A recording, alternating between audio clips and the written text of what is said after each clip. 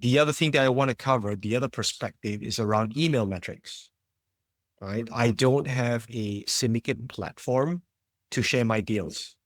This is a deliberate design choice that I made because I prefer to reach my investors where they're doing their work, not guiding them into a platform. Because you know what? Angel investing, as I've said, is not a hair on fire problem.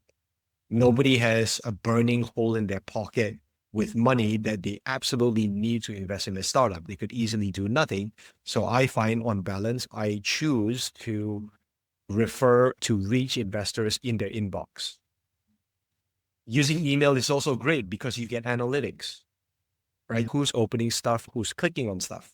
A lot of this time, you don't get the same level of fidelity in a syndication platform, in a data room product. You just don't see as much information, right? And so you lose out on that. This is why I like email. The benchmarks for email is this.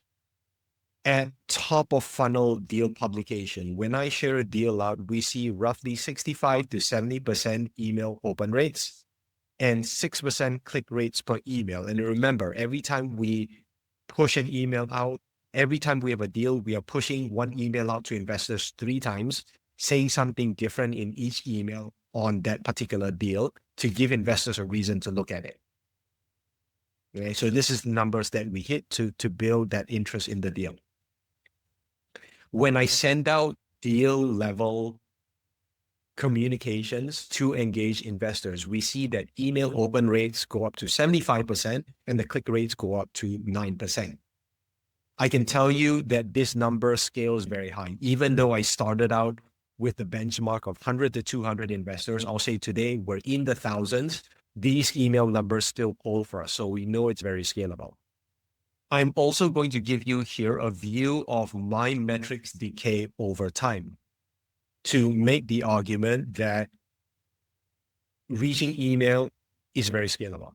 So we're going to take a snapshot of different newsletters that I've sent out to investors over time. We're going to look at how many recipients there are, how many, and what the open, click, and unsubscribe rate was, just to prove the point. So the first email that I sent out through my CRM once I had something set up was in August of 2021. We had 624 investors looking at the deal on the mailing list at the time. Out of that, on this first email, we got 56% open rates and 7.4% email click rates. 7 people unsubscribed, so that's 1.1% of the pool. So these numbers look decent. The next email, almost about 6 months later, we had 729 recipients, 73% email open rates, 9.9% click rates, 3 people unsubscribed.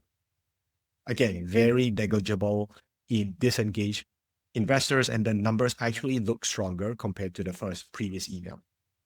Then we got to 853 subscribers, 66% open, 7.5 click, and 1% unsubscribe. In December 2022, we crossed 4 figures, 69% open rates, 4.8 click rates, 3 unsubscribe. Then 1,075, we had 66% open, 7.4 clicks.